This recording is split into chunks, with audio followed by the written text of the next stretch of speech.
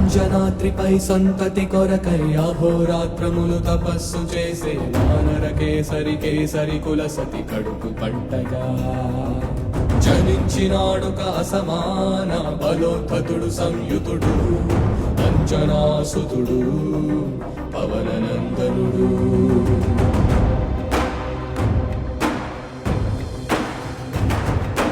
అరుణ కిరణముల ఉదయాత్మి గని అది పండిన తీరని పంటలు కొడు సూర్య మండలము పట్టి తినాలని ఊళ్ళూరే. తన దేహం నాటున రవి మరుగై జగము చీకటైపోగా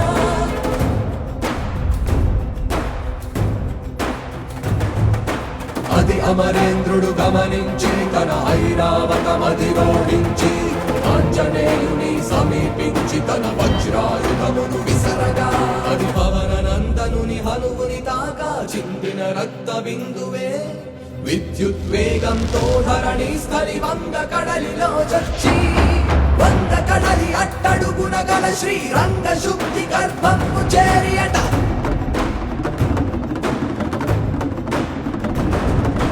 కాలక్రమమున ధని భవించి హనుమ రుధిరమణి ధృఢి అయి అర్హత గల ఒక సహృదయునికై నిరంత నిశ్చల నిరీక్షణం వర్ష సహస్రక నిరీక్షణం